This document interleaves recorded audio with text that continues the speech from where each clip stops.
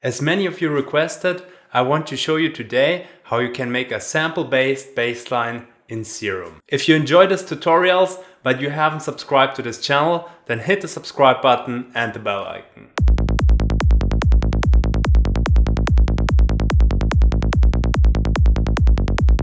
So this is the bass line we're gonna recreate today. It's a bass line with a sample in Serum.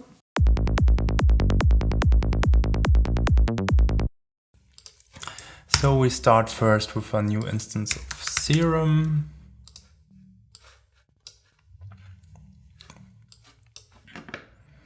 And we will have 3 Midi notes in A. Shorten them a bit, but we will take more care of that later. And we will get our flat bass now. So we're at the init patch, and the first thing we're gonna do is we will add our sample. This is from the Spirit Architect sample pack, but you can check for bass samples anywhere you like. Unfortunately, I cannot really provide this, but I think it's a really cool bass sample here. Even though our track is in A, this doesn't really matter that the bass here is in C. We just enter C1 here, and then you will see that Serum does split the note at this frequency. And we will also only use this part here of the wavetable. So now we got this, quite similar actually to the to our state before. And we'll put a low pass filter, 18 or 24. I like 24 a little bit more. Let's put the resonance and drive out for now, and we will set it here down. And the Psytrance Bassline is basically a filter open and closing. So this is sounding nothing. This is sounding too much. We want to have something here in between. So like this, but a little bit more planned and everything. And also we are 1 octave too high. So check out the octaves that you're in the right octave. So notice this. Sounds more like a bass, and this will be too low. So we want to be at -1 here of that sample. Maybe if your sample is different, then you need to have different settings here. And we have different envelopes, and the first envelope is the amplitude envelope. And with the amplitude envelope, basically we can control how loud is the bass during which time. And we want to have the loudest part in the beginning, so we set the attack to 0, so we are starting at our loudest point. And then we could go down a little bit, we give some curve, but not too much. Like here, like 3.3, maybe like 3 dBs. And I want to set this a little bit more rounded here. I think it's nicer to have the release rounded off, but you can try what you like more. And we will set this shorter, like something between 5 and 600 here.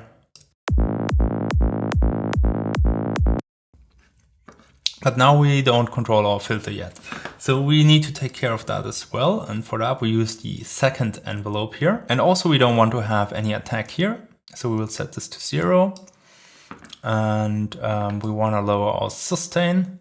So basically we are opening the filter completely at the beginning.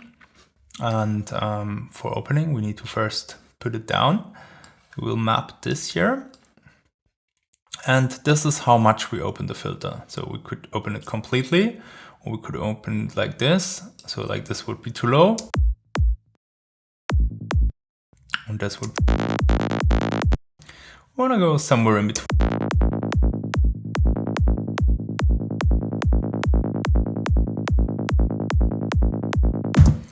And creating a Psytrance bassline is really nudging around a lot of those small details. And I think the easiest is if you get it into some place before you start tweaking too much certain parameters. So let's go down a bit here. You can imagine, like, by moving this, you basically make this longer and shorter, and that way you kind of like make this time it takes from going down to down here, longer or shorter. And the same thing you can also basically do with this. So with the curve, I mean, not exactly, but if you would go like extreme, then it would go very fast down to the sustain level.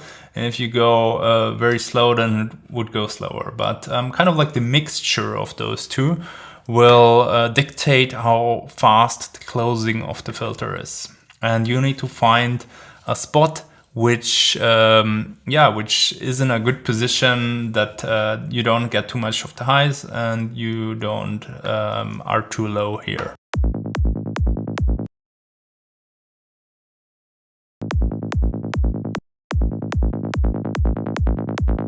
And also how open you get with your.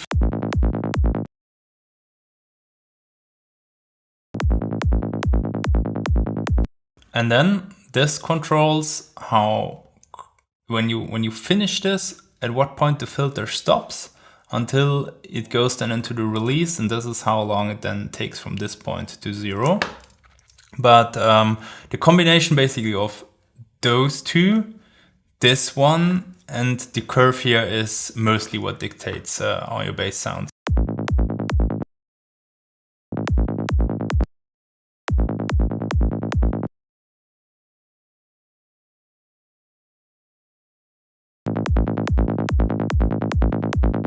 One thing I forgot here was we have this random phase button.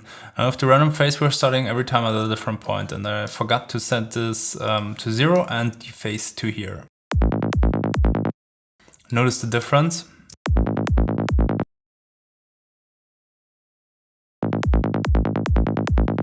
And now we get a nicer and cleaner click in the beginning, because we also have the wave starting at the right position, and we have some rumble in the lows.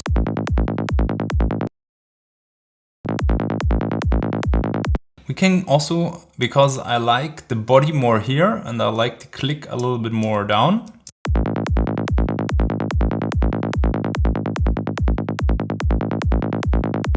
we can also use like a third envelope and use this to shape the click more. So we can go here and add some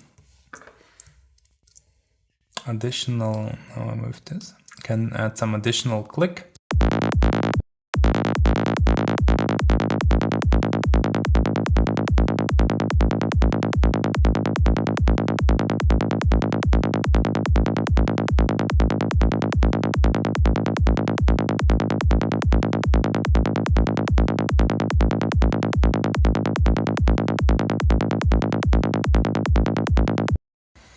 And now comes the thing what I wanted to show you. Because we have a bass sample in C1, you might be thinking this might be the wrong key, but I have this span here. It's set to 414 average time, and the Y is, if you Google for the SIG calculator, it's a free Max for Live, and we put in 145 BPM, then you will see 1/4 note is 414 milliseconds. So we are going to use our span here to look over those 440 milliseconds where our 3 bass notes repeat, and then we will put the block size here very high.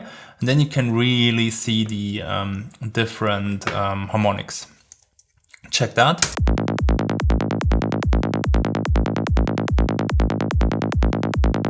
It's in A and not in C.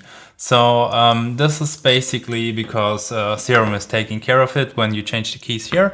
And that way you're in the correct key again, and you don't need to care. You just need to care about that the bass sample you put in here sounds cool. And then from there we go into the bass processing. Let's also disable this. This is my default chain for compression and stuff. It's not doing much, but I want to have it off. And now we will do some additional processing here in FX. I usually don't do this a lot in my bass patterns, but we can try a bit. And if we want to distort things, then definitely not in the low end, then just in the high end.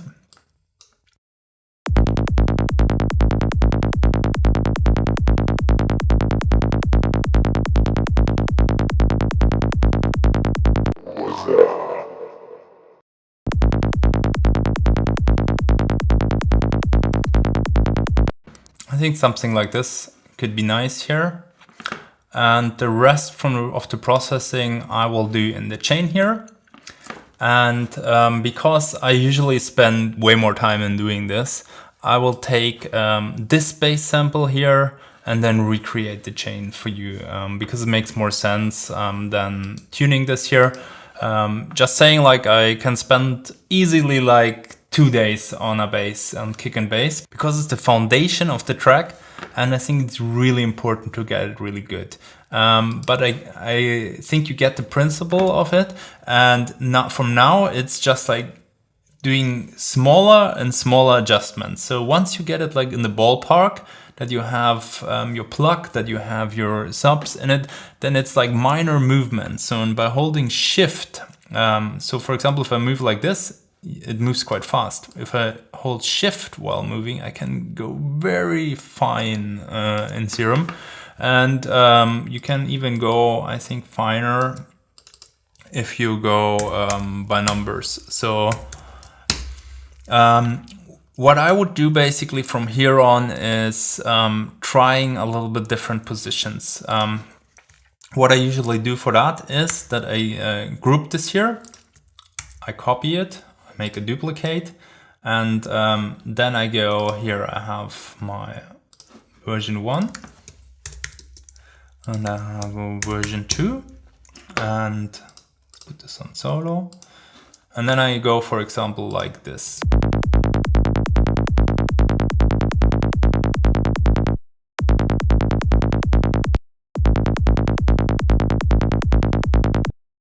And now I can do like all this small minor adjustments.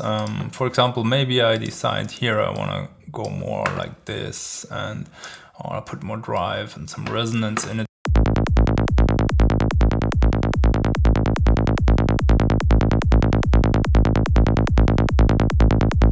And then you can start comparing.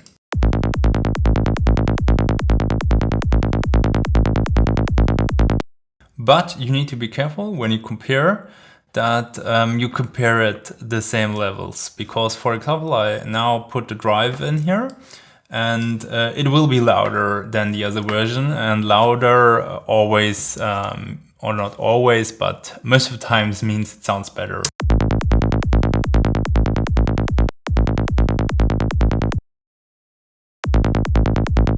So if you compare, then compare in the same loudness. Usually I don't care much about those gain staging things, because I can mix my stuff in, but here at those kind of decision level, you need to make sure that you're not comparing apples with oranges.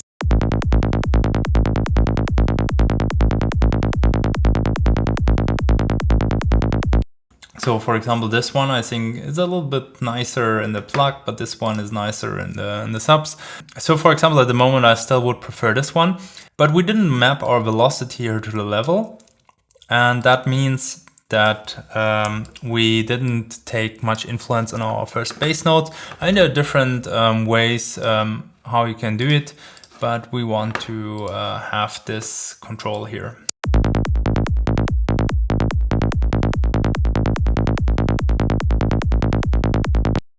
And also you need to check that you get the right length for your bass notes. Too short, then you're not really flowing the bass notes into each other. Too long and it will sound muddy. Something you can fix later, but I would go for a little bit shorter notes.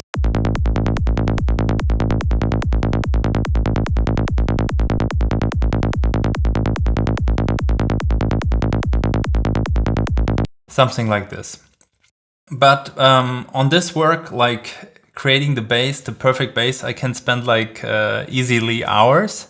And that's why we will process further with this bass patch, but then recreate the chain here. And I will show you, I will just copy this one to a new MIDI track, or let's duplicate this. Let's make this in a different color that we don't get confused with that. So first let's clean this a bit up here, and then we will look into the span. I have two spectrum analyzers, and this one is set to those settings here, average time 100, block size 2048, and I want to have it peaking as -42, and I want the bass to have like a curve which goes down, down, down, down. So we don't want to have something which goes up and then down and then up again. So let's look at it. So for example, we can see that the second harmonic here is higher than the first one. And the rest looks more or less like it's going down. So the first step we will do is we will lower it that the second harmonic goes to -42. Depending on how your shape looks, you may decide that you want to carve things away with the EQ, or you want to add things with the EQ. It doesn't really matter so much, but in this shape I decide like this.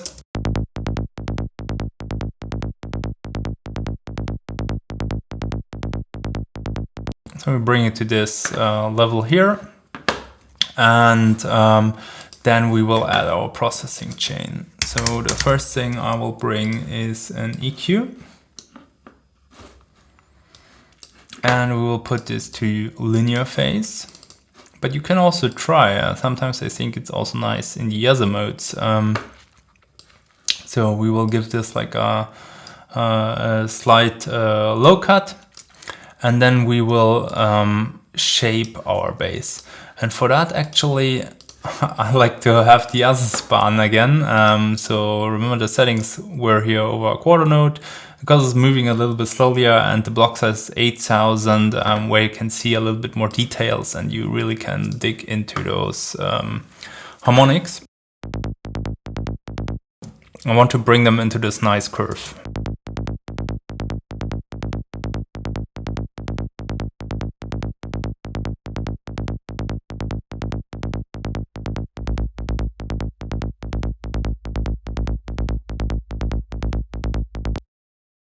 So harmonics are basically, if we look at the frequencies, maybe you notice what the deal is behind it, but check that out. 55.2, 108. So maybe I'm not quite exact here, but what you can say is like a harmonic is basically if you duplicate the frequency here. So if we duplicate our 55.2 x2, we get around here 110. If we x3, we are at around 165. You see, like more or less, it depends where I'm with my mouse here. So we can use this. Here we have 55, our A1. And then we go 55 x3, 165.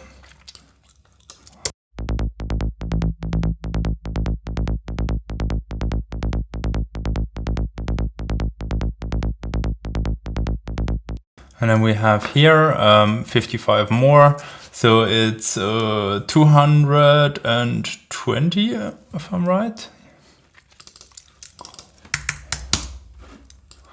We go like this.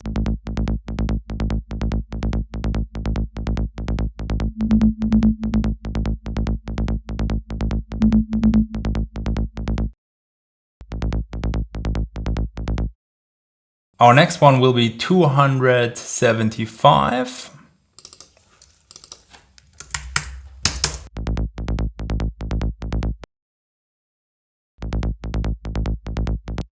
Then we have 330.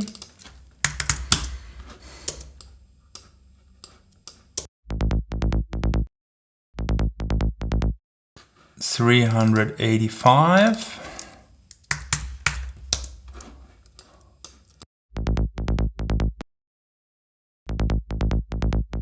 440. You may not even need all those points if they're really tiny like this. Maybe you can even go a little bit more by ear.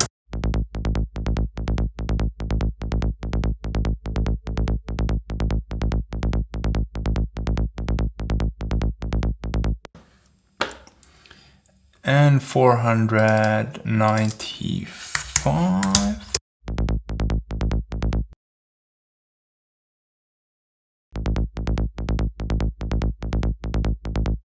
Something like that should yield us a very nice curve where we have this downwards movement, and also I think it sounds way nicer. Compare.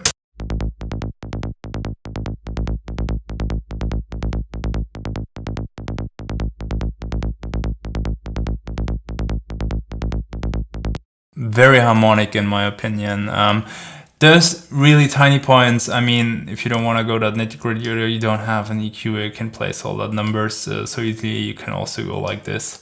It shouldn't be that dramatic. But on the first ones, I think it's quite useful to use those numbers. And if you look into our second span, then you will also notice that we also have here now a nice curve.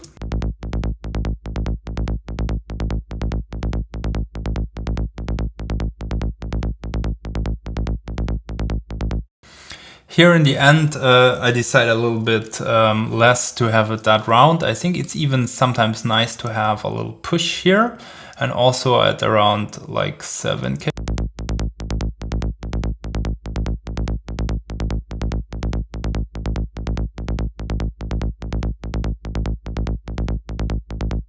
This gives some extra click in my opinion.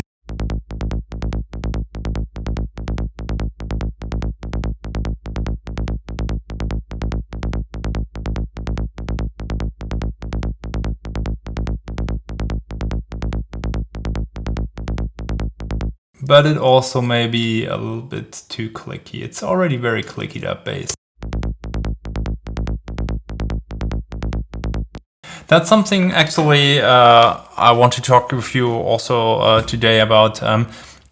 Now while I'm doing this sounds great, but I am pretty sure from my experience that when I come back tomorrow I will decide this too clicky here, because it already has a lot of clicks. Don't do everything in one session. Now I'm kind of like recording this YouTube video, I'm doing everything and your ears are not fresh, and I also made some music this day. Take your time, like maybe do the bass patch in the morning, then after work you come back and do this EQing, then you come back on the next morning, you listen again and you adjust, and that way you find a really good spot where you are satisfied. And now it comes also to like kick and bass relationship. Once we have it like in the approximate shape we want to have it, then we want to have between kick and bass like a separation of 1 or 2 dBs. So like more than 1, less than 2, which is fine here. But we also want to compress it a bit. Yeah, we put it a little bit more like, yeah, well, it was actually fine, to a kind of like a limiting setting here. You could go also like this, not super limiting, maybe not too high, like 0.8. And then we will find a good spot for our compressor.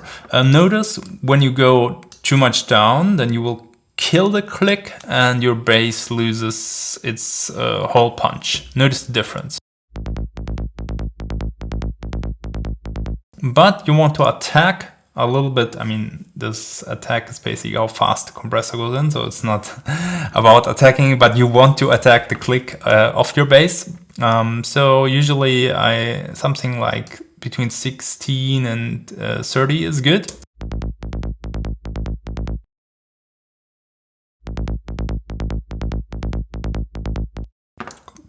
And we want to have a short release. If the release is too short, you will get distortion.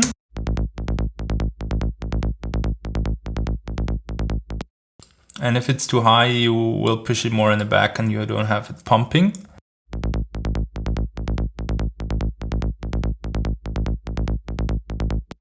And as we are tuning this here now in solo, you always want to have this with the kick together.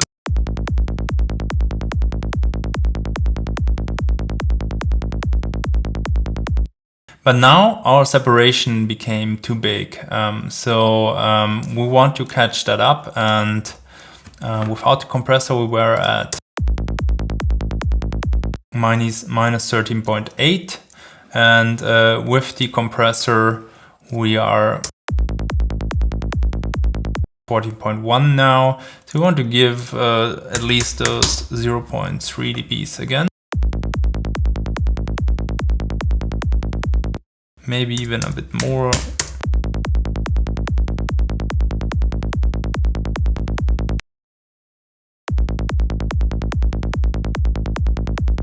Now we have 1.3. Maybe we go here, the same thing. If you hold shift, you can go more granular. Maybe we go 0.8 and we give a little bit more. We could also give it here.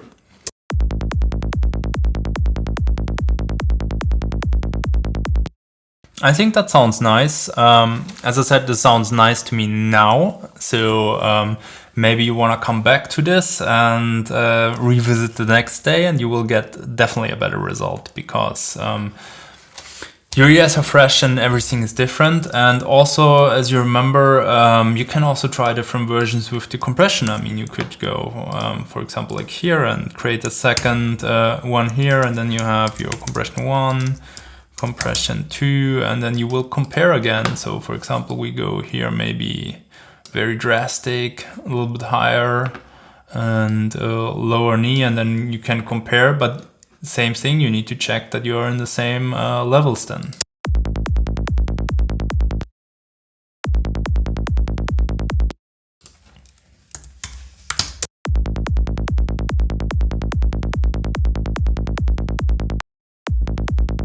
I think this one, for example, sounds a little bit brighter, and maybe if that's something you're looking for in your track, and you want to go for that. And so it's always important that you give a lot of tries to really reach the best result you can. So now we are here, and there's one more thing we can do with it. We can add a sidechain with volume shaper, for example. So we bring this in here. And then we take the volume shaper and we go here into our lows. We will select one of those. And basically what we want to do with this is we want to remove some of the low end of the first bass note. And so our kick is, if we set this to 1/4, our kick is playing here. Our bass is playing here. And we want to cut a little bit out of this note here. And I really hate that GUI. That's the worst. It makes me crazy each time I use it. Compared to, for example, how you draw stuff in Serum or wherever. So you'll make it that it's a little bit curved here.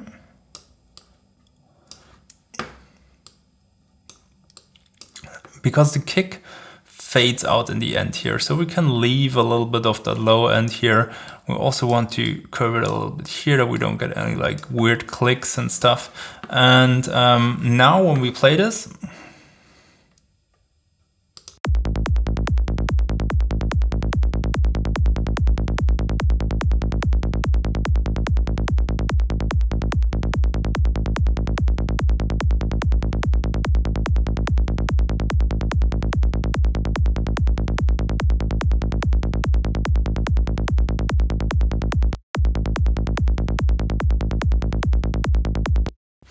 and then what I usually do, I mix it down a bit.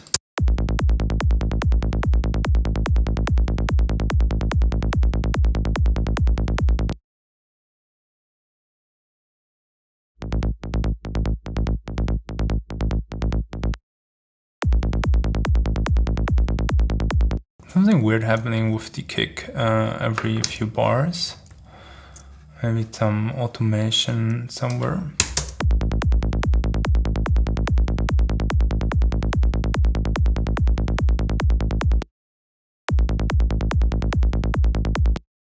Okay, don't listen to that kick. There's something weird now, but you find basically a spot here for the dividing frequency, and then you set a curve which fits, which kind of like cuts the low from the first bass note, and then you mix it in how you feel that's a good combination.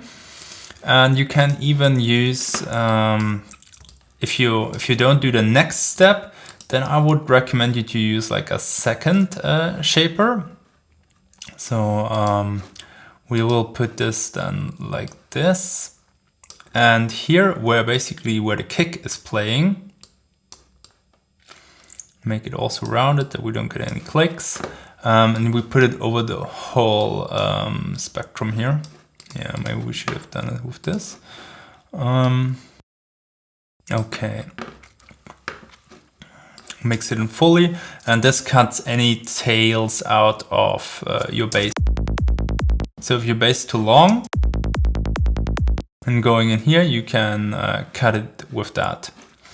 Okay, once you're here, we're gonna create a progression for our bass. So let's take this here. We activate the scale. You can set the scale here. Let's duplicate this a few times so that we have like 2 bars maybe, or 4 bars.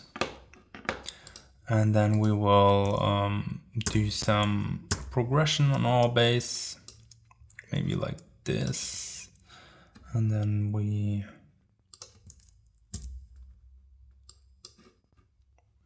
here we can repeat the same thing. And here we can maybe go like this.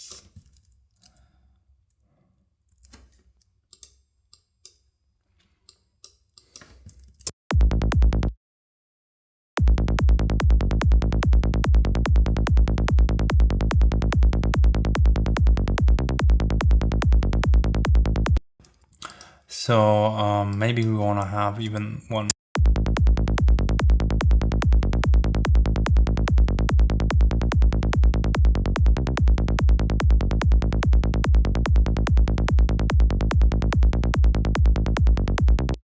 This one doesn't work so well for me. Maybe let's try something different.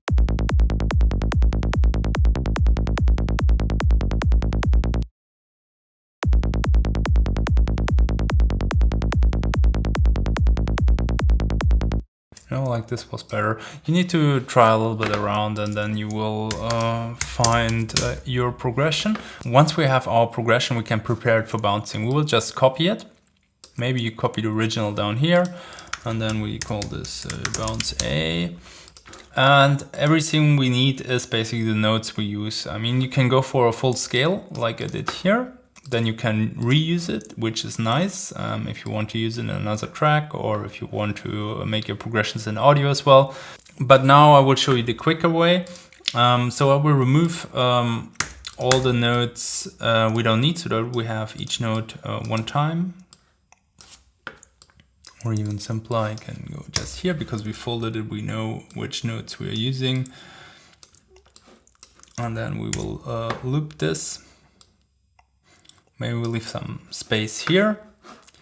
We will turn off the plugins we don't want to use. We don't want to use this because those notes are used in different positions, and we don't want to have them any processing which is just like on the first positions, or should be just in the first positions. Then we're gonna freeze this track. We create a new track with Command T. We copy this over here. And now we can basically take our original progression, the bounce, go into our other view, go into the arrangement view, and all we need to do is we need to set the markers on the right position. So this is the pre-ringing of the EQ. We will bring this here into a similar position. So if you now look, when we like fully zoom in, then we are basically maybe here like one of this apart. We do this here as well. We go somewhere here. We do this for this note as well. Somewhere here. Actually, it's a very, very small time fraction we're looking at. So if you're not completely right, I think it won't kill your bassline.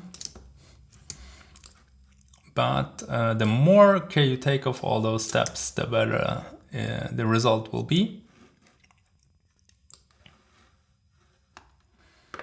Shift this over here, and we will quantize it. Now we have a nicely quantized bassline, and we can start chopping it down. But this was our root note here. We will give it a very small fade here in the beginning.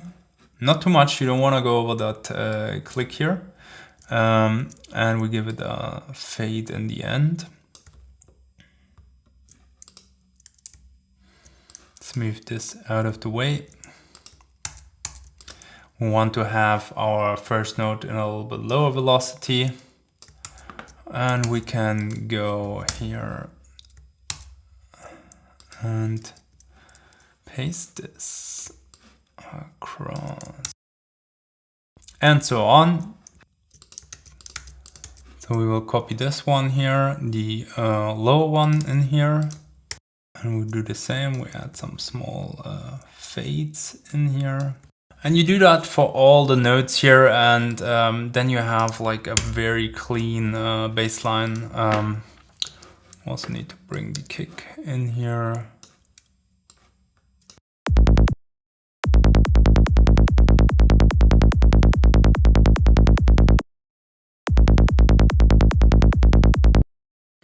And you need to check the levels. This one was.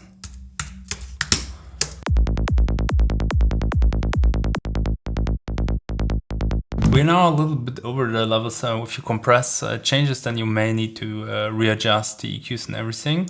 But we can also be a little bit over it. Maybe we can also compensate here.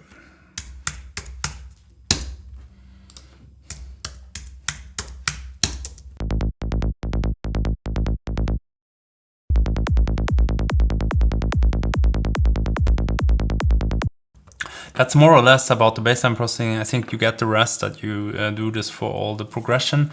And then if you want, you can add the shaper boxes again here.